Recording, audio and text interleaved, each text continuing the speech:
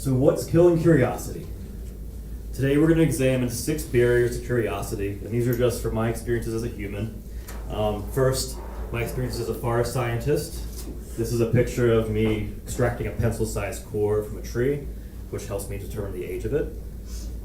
My experiences at the Franklin School of Innovation as an environmental science teacher, as a wilderness instructor in the mountains of North Carolina, and just being a human soaking up the sun in the forest, as we all do. I'll start with asking the audience a question. I'd like you to think about what is pictured here. I'll give you a few seconds to think about it.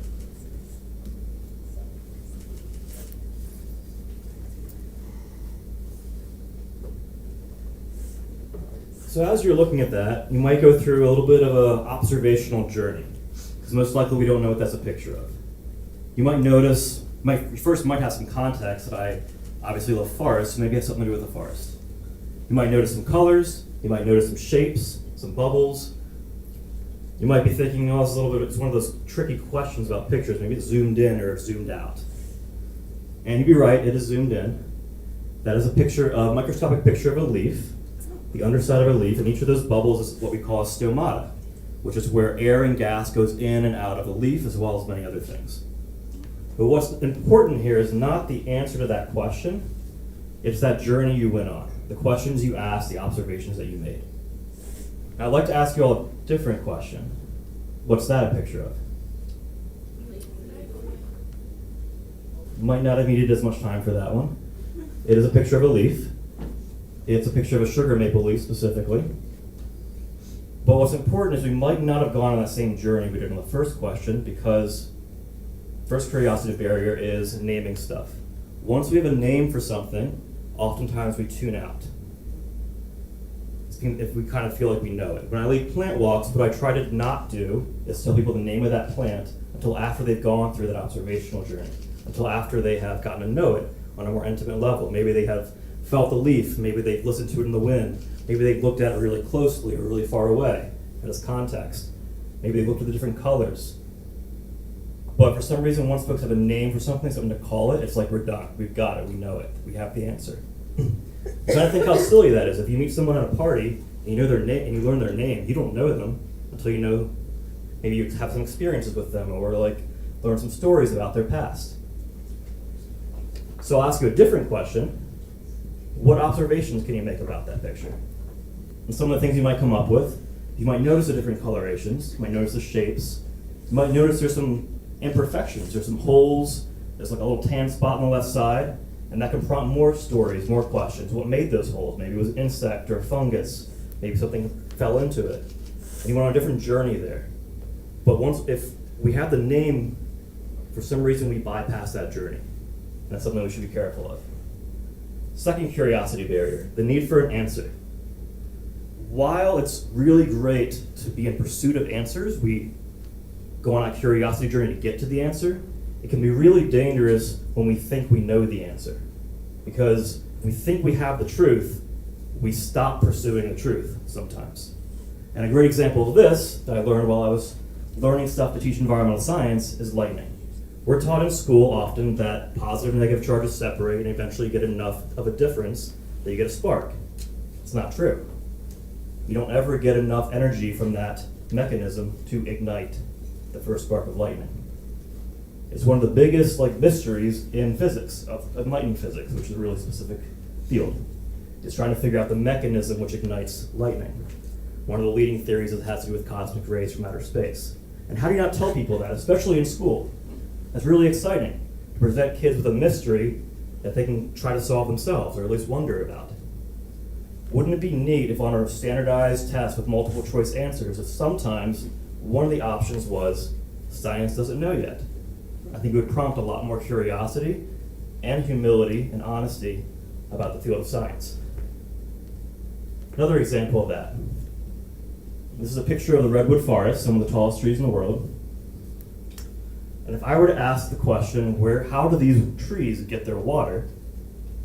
We'd probably have the answer, they get it through their roots, which would be right. But we might stop there. Be like, oh, we've got the answer, the trees suck up water through their roots. But that's not the full story. We have to keep on asking questions even when we think we have the right answer. The redwood trees go through this process called foliar water uptake, where those stomata that I showed you earlier, it's actually sucking in water through its leaves. And that's how it's able to grow so tall. Because getting water all the way from the bottom to the top of these gigantic trees is really difficult. And what's even more exciting is this process of foliar water uptake is really common. It happens in pretty much every forest that has like a humid environment. And so it's a really exciting thing to check out. Additionally, on those stomata, sometimes there's even fungi hanging out in those little holes that act like a little wick that collect water droplets and bring it into the leaf. And it benefits both of them. Curiosity barrier number 3, good old peer pressure. So if I ask you all to ask me questions that you have, maybe some of us, the first thing we do is have an internal dialogue about whether or not you should ask a question, because maybe you look dumb, or maybe you were asleep during my last slide, you're not sure if you missed something.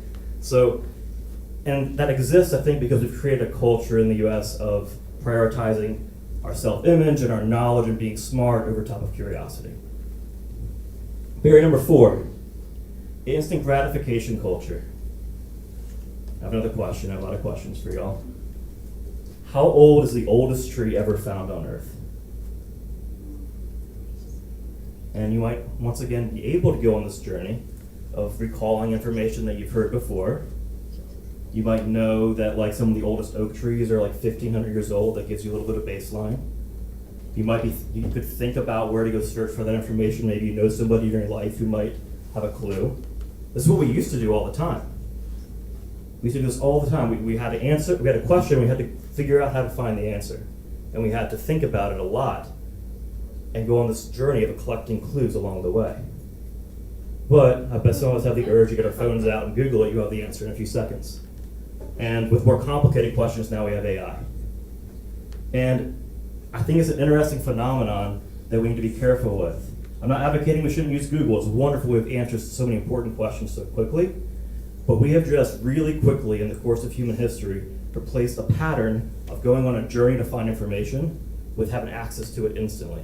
It means we're bypassing this process all the time now. I'll give you maybe another, well, to finish this story, the oldest tree in the world, I'm not going to tell you how old it is, because that'll be fun for us all to think about it.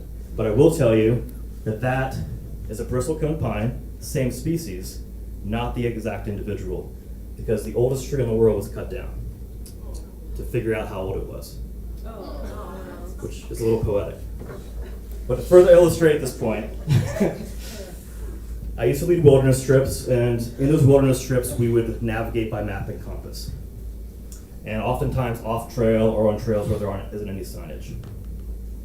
And what's interesting about that experience and teaching that to people is you have to experience a lot of uncertainty the entire time, a little bit of anxiety the entire time.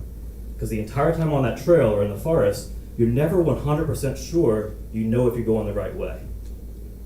You never really know. You don't have Google Maps telling you, yes, you're going the right way.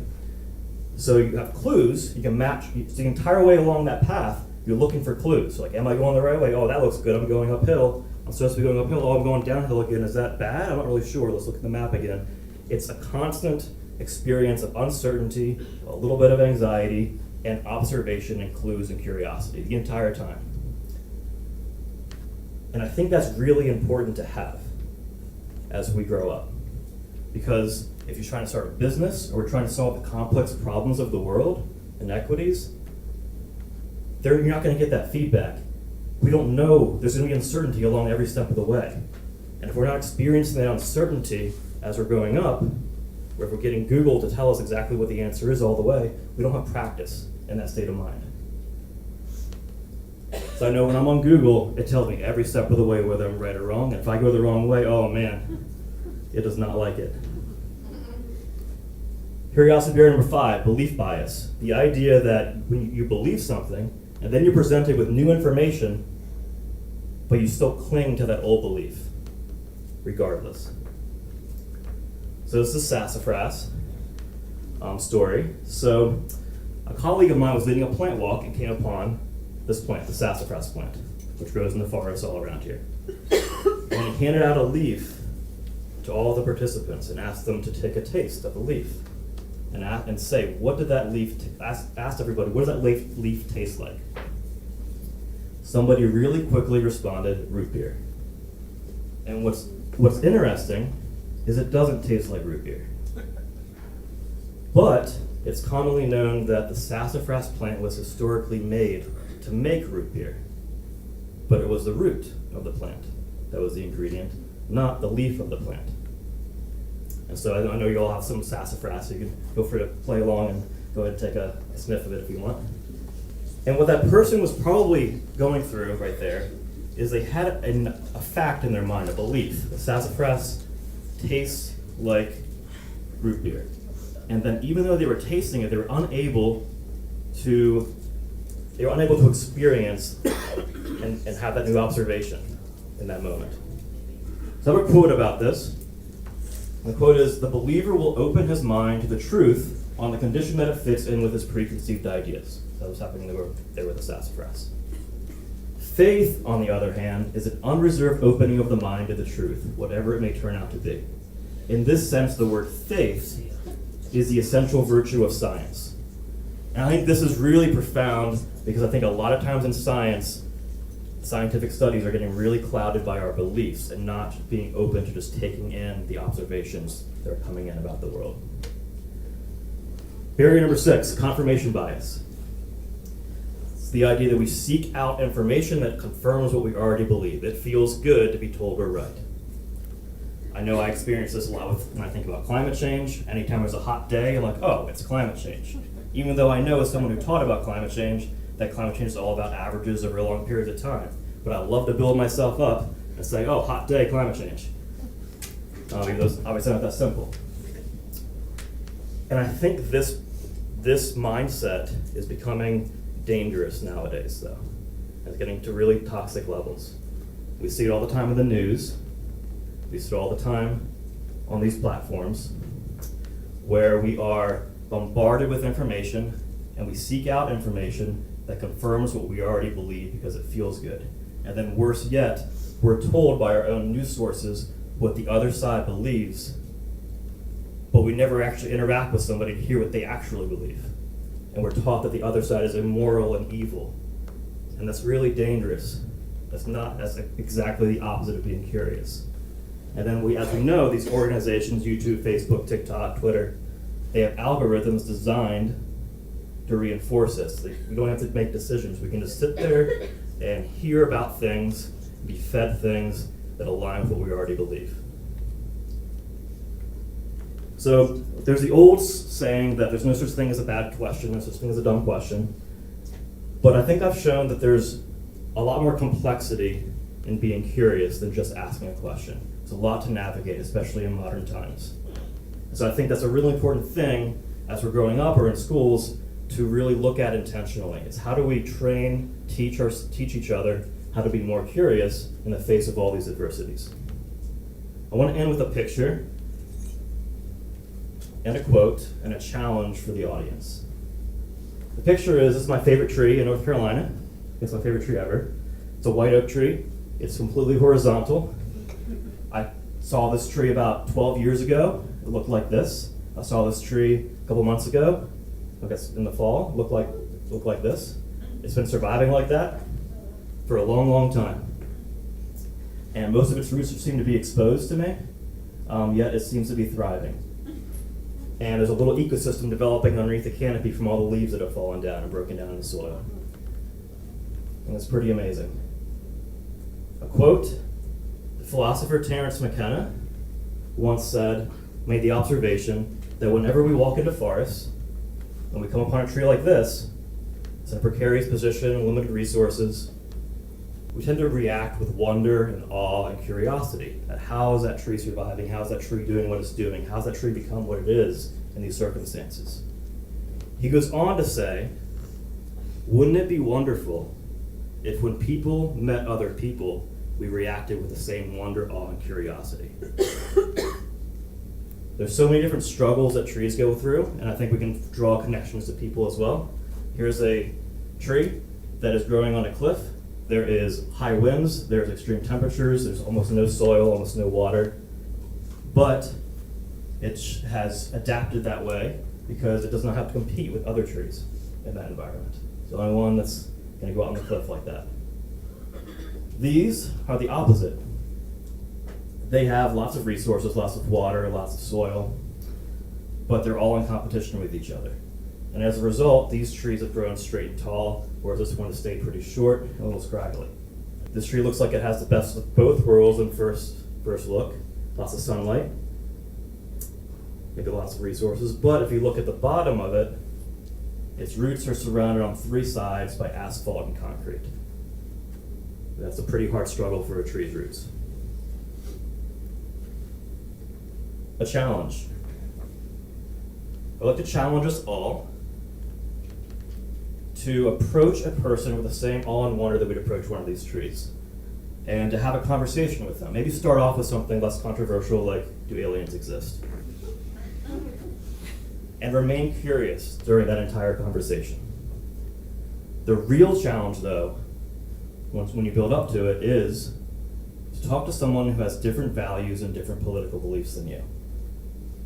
And in that conversation, don't go ready for battle. Remain open and curious. Avoid latching on to certain names and words and ending the story there.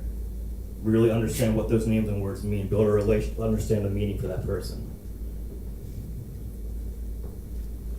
Be okay that in that conversation you don't need to have an answer for everything. Be courageous in the face of peer pressure. Navigate uncertainty in that conversation. Beware of being clouded by your own beliefs and seeking out things that make you feel good. Thank you, and I think that now more than ever it's important for all of us to be curious. Thank you.